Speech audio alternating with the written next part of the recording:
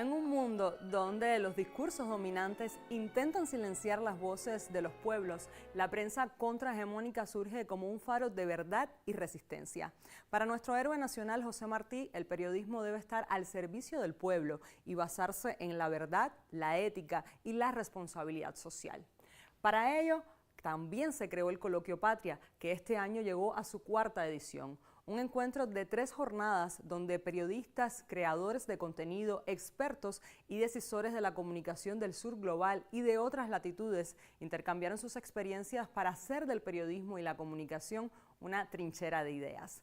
Precisamente para conversar sobre lo que allí sucedió, de las enseñanzas y las proyecciones que tributen a consolidar a los medios de comunicación que cuestionan y desafían al discurso dominante impuesto por los grupos de poder político, económico o cultural, ya se encuentran en nuestro set Ricardo Ronquillo Bello, bienvenido, presidente de la Unión de Periodistas de Cuba, y también está con nosotros Carla Picar Rodríguez, periodista, profesora y miembro del comité organizador del Coloquio Patria. Gracias a ambos por acompañarme y a usted, acompáñenos en estos 27 minutos de programa.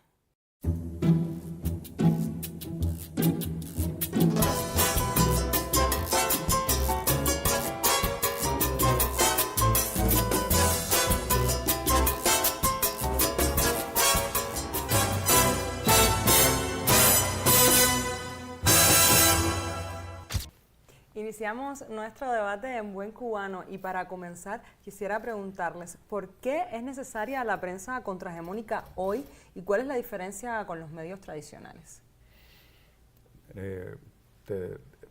Parecería un debate de hoy, es un debate ya bastante enraizado desde hace bastante tiempo. Yo diría que en la década del 80 del siglo pasado ya se hablaba de la necesidad de la construcción de un nuevo orden informacional global. Recordemos el famoso informe Bad-Brahe, que se presenta por la UNESCO ante Naciones Unidas, y ya en aquel momento todavía no se había alcanzado el enorme desarrollo tecnológico que ha ocurrido en el campo de las comunicaciones, un desarrollo tan amplio y tan acentuado que se habla no solo de un cambio en las comunicaciones, sino un cambio antropológico. Pero en el caso de las comunicaciones, ya en la década del 80 del siglo pasado se hablaba de que el 80% del flujo mundial de la información lo controlaban los grandes medios capitalistas de información. ¿Qué habrá pasado con este desarrollo inusitado, no solo en el campo de los medios, sino en el campo de las plataformas de comunicación? Porque ya no solo están los medios, ahora están las grandes plataformas de redes sociales, están otras formas también de comunicación que se han desarrollado a la sombra de las nuevas tecnologías. Y todo eso en un mundo muy injusto, muy desequilibrado. Los países no alineados en aquel momento planteaban, por ejemplo, la necesidad de fundar un nuevo orden informacional global. Y en realidad lo que estamos viviendo hoy es un nuevo desorden infocomunicacional global. Y precisamente en este escenario pues surge Patria como también un evento contrahegemónico. Y el lema de este cuarto coloquio fue Somos pueblos tejiendo redes. ¿Cómo se vincula esto con los retos del periodismo en la actualidad?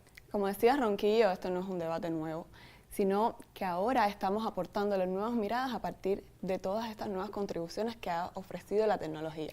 ¿Qué cambia ahora? Que los países del sur global, si bien hemos llegado un poco tarde, pero ya estamos tocando la puerta de este nuevo contexto y que gracias al desarrollo de grandes como China, como Rusia, que de alguna manera también apuestan por esas nuevas miradas, también están de nuestro lado, pues los países, sobre todo de América Latina, pues estamos siendo parte ya de este debate con herramientas, porque siempre lo hemos estado, pero al no tener, digamos, que todo el contexto económico que es necesario para ello, pues no estábamos siendo parte, no teníamos la suficiente presencia en este tipo de debate.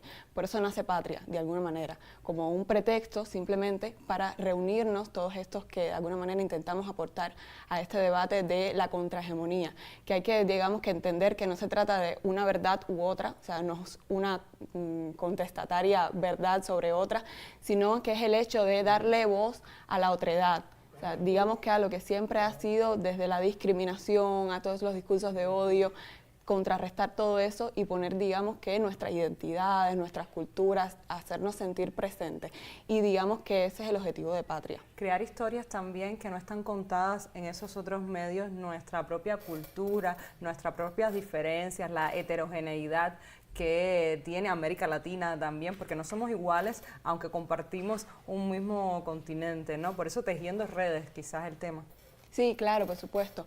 Digamos que la única manera de poder sentirnos parte de este debate es trabajar juntos. Como dice mi amigo Pirela, desde la nuestra América, desde ese sentimiento nuestroamericano, más allá de sentirnos como un continente aislado y países independientes.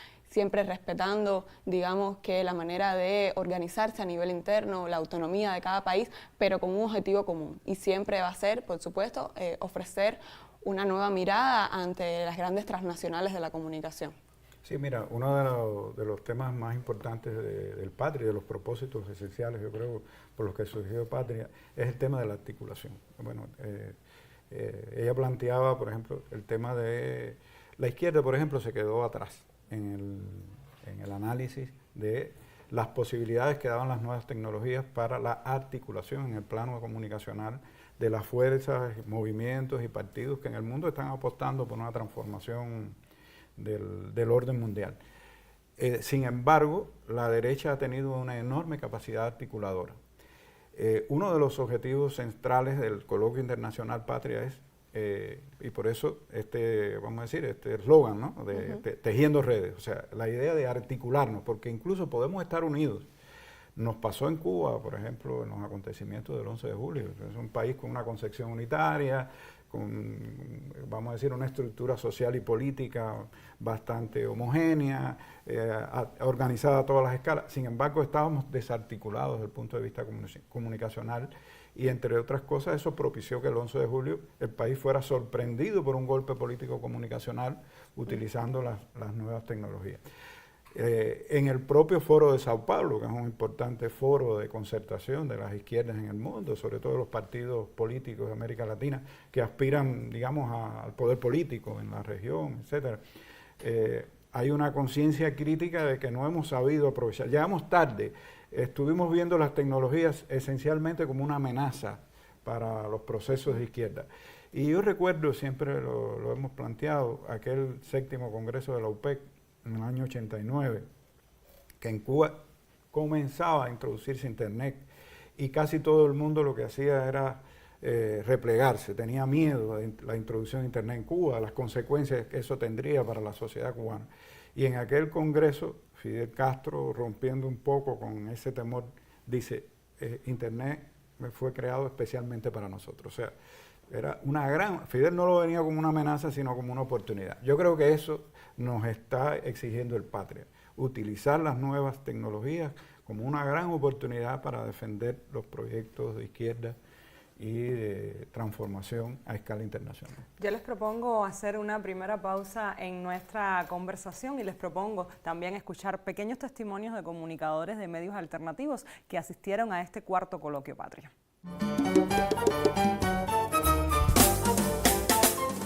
Soy testigo de primera línea del crecimiento exponencial del coloquio y cada año que pasa su relevancia es aún mayor.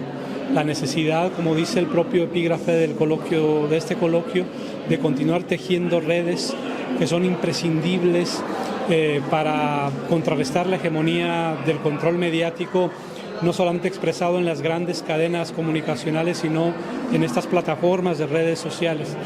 Y el hecho ya de encontrarnos acá, de tratar de trabajar una agenda común, es un gran paso, no solamente para América Latina y el Caribe, sino como en esta edición a la que contamos con personas de otros continentes. Este es un encuentro que permite visibilizar y crear redes de espacios en los cuales estamos construyendo otras narrativas, otros discursos a los de los medios dominantes. Yo vengo de México y entonces ahí se está librando una batalla muy importante por la comunicación. Bueno, Patria es un espacio-tiempo, primero que todo de encuentro entre proyectos comunicacionales alternativos, revolucionarios, progresistas, de vanguardia. Patria es un mapa que nos ha sumado a quizás muchos proyectos que desde nuestras trincheras estamos dando la batalla, y gracias a Patria nosotros nos articulamos, nos vinculamos, nos vemos, nos abrazamos y podemos ir juntos en esta batalla comunicacional. Necesarios. Telesur y Patria son necesarios.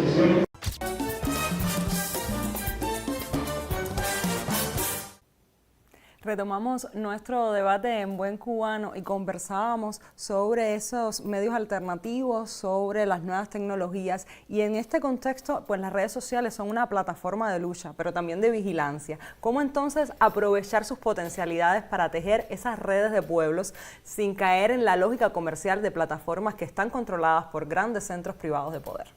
Yo creo que lo primero que hay que aclarar es que de alguna manera la derecha ha intentado apropiarse de nuestro discurso político, empezando por esa palabra que tú has acabado de utilizar, que es alternatividad.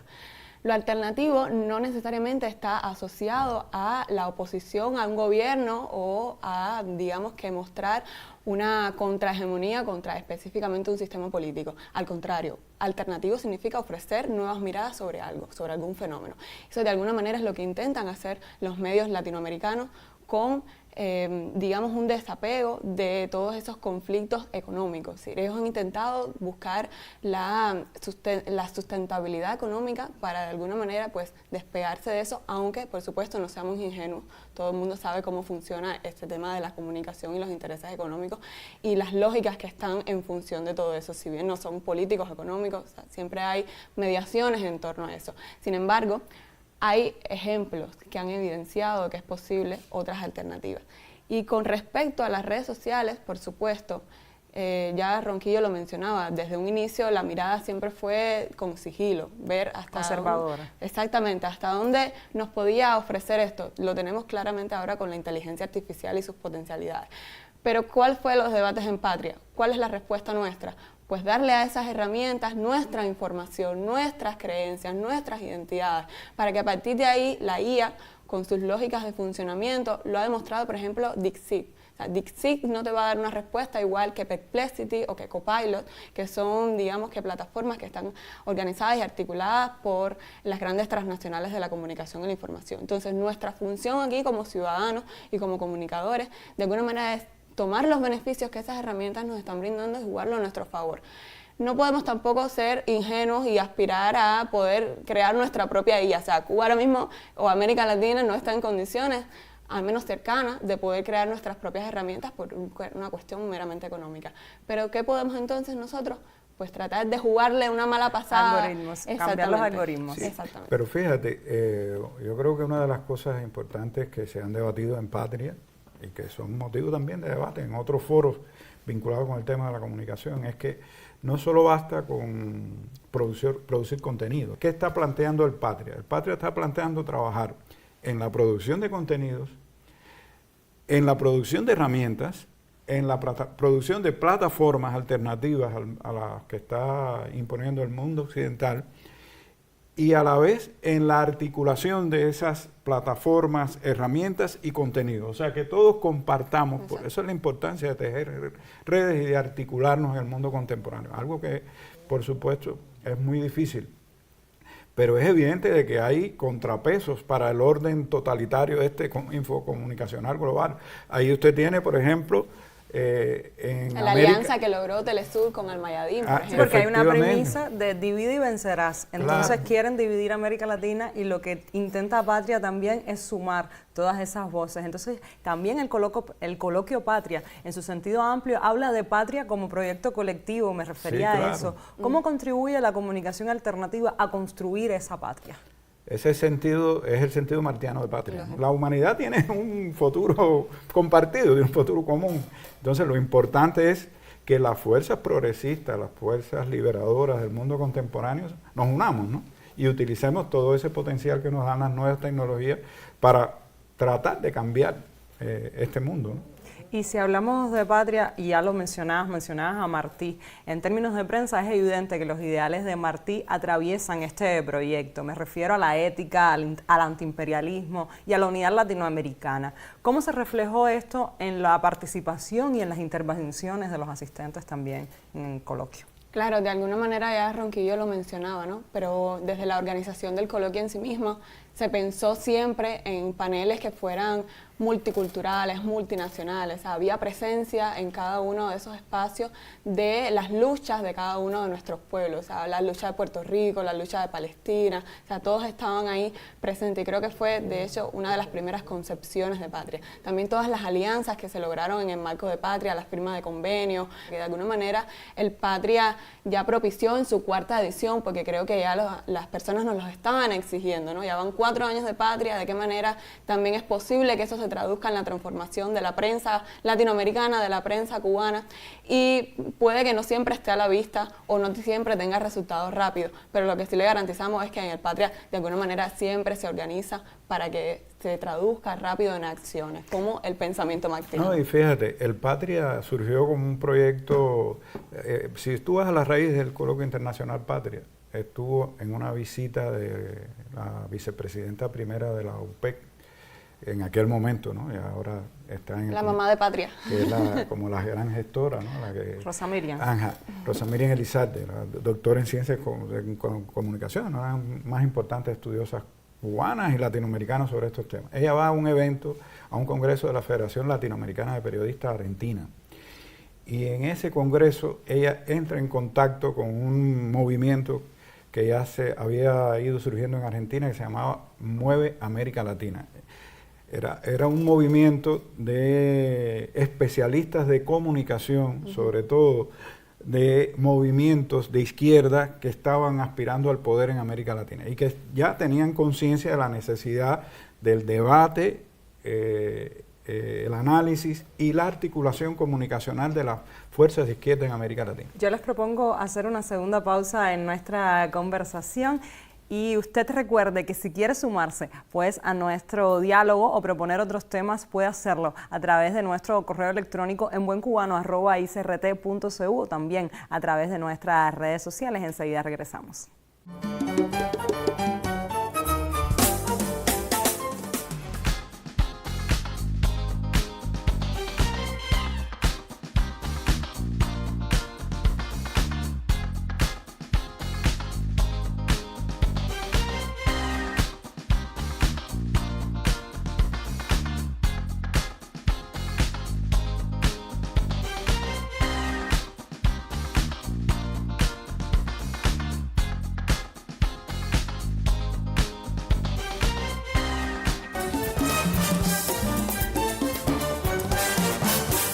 Retomamos el diálogo en Buen Cubano y seguimos conversando sobre la contrahegemonía en el periodismo y el Coloquio Patria en su 4ª edición. Y este año precisamente el coloquio estuvo dedicado también a Telesur en su aniversario 20, un medio que surgió con la premisa de ser la voz del sur global. ¿Qué aprendizajes deja este medio para la prensa contrahegemónica regional tras 2 décadas de experiencia e innovación?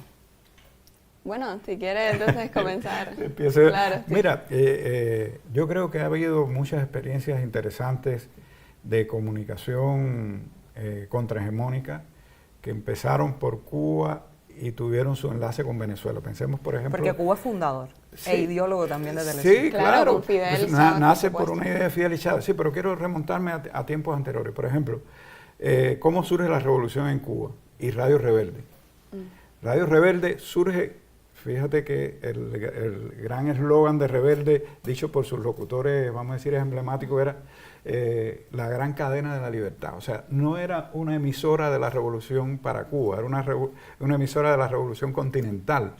Y Radio Rebelde tenía enlaces en Venezuela, en Colombia, en Argentina. Surge como una gran cadena de la libertad continental.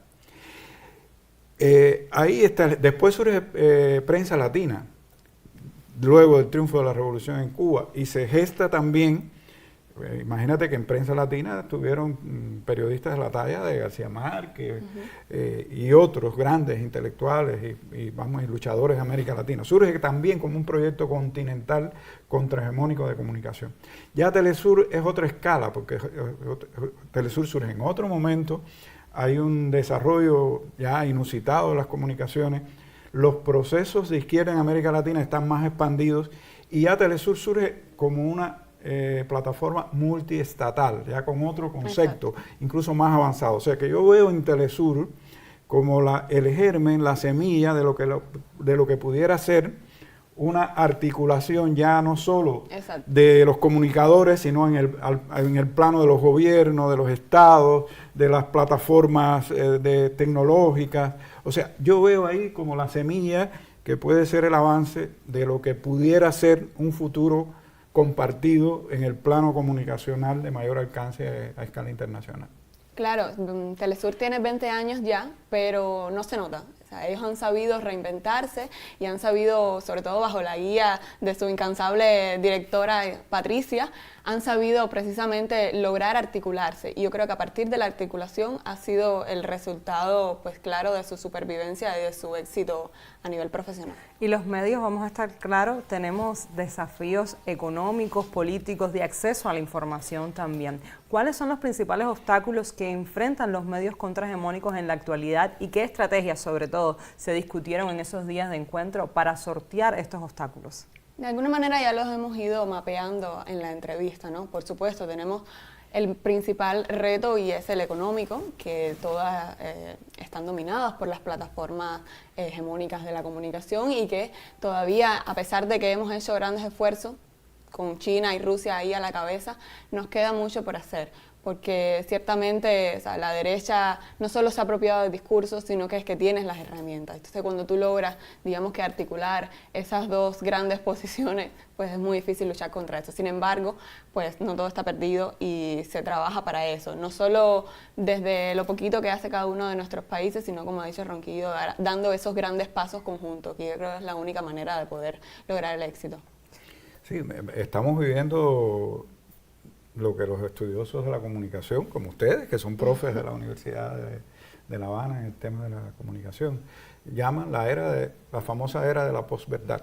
O sea, en el plano, por ejemplo, del contraste entre la enorme capacidad manipuladora que tienen las grandes plataformas de redes sociales, las herramientas que se han desarrollado para enriquecer la capacidad manipuladora de esas plataformas, y cómo contrarrestar eso es el gran desafío. Y cómo imponer un punto de vista del sur o de los países que se oponen a esa visión, vamos a decir, hegemónica, totalitaria de la comunicación. Por ahí están ahora mismo los debates en el propio Estados Unidos del presidente Trump con relación a las grandes plataformas. Llega al poder acunado y financiado por las grandes plataformas. Seguramente has sido testigo de cómo el gobierno de Estados Unidos ha empezado a recortar el dinero a las plataformas más tradicionales de subversión política contra Cuba, Radio, Televisión Martí. O sea, lo que uno puede esperar de todo eso es que el nuevo gobierno imperial va a dedicar más dinero al uso de las tecnologías y a los grandes laboratorios de intoxicación mediática, estos que, vamos a decir, se dedican permanentemente a las campañas de odio, de asesinato político, de la reputación política, etcétera, etcétera. O sea, va a haber un acento en eso y una disminución en los proyectos ya más tradicionales que tienen que ver con la comunicación del siglo XX.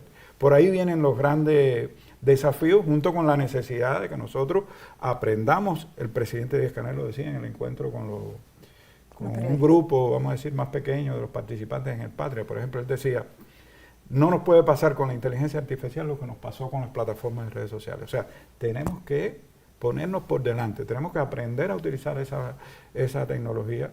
Lo mismo puede pasar, digamos, con la ingeniería de datos y con otros elementos surgidos al calor del desarrollo tecnológico contemporáneo. O sea, la izquierda tiene que, como planteó Fidel en sus luchas políticas, arrebatarle las armas que ha ido creando, las armas tecnológicas que ha ido creando, vamos a decir, el imperialismo mundial y este occidente infocomunicacional totalitario, y aprender a utilizar eso para defender los derechos y las causas de los pueblos. Entonces, somos pueblos tejiendo redes.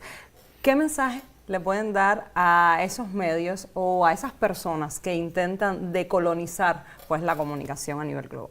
En primer lugar es la consistencia, o sea, mantener el espíritu, sobre todo de los padres fundadores de este concepto, que ya Ronquillo mencionaba, Y sobre todo, ser valiente, ¿no? Porque siempre de alguna manera vamos a estar sesgados infocomunicacionalmente por muchas posturas y muchas mediaciones. Y creo que, digamos que nuestra audiencia, nuestros pueblos, tenemos que dar un paso más, que hemos entendido cuáles son esas herramientas, que hemos entendido cuáles son esos desafíos, pero que ya no vale seguir regodeándonos en el análisis. Hay que, digamos, que tomar acciones concretas en nuestra comunicación y en el periodismo que queremos hoy para Cuba.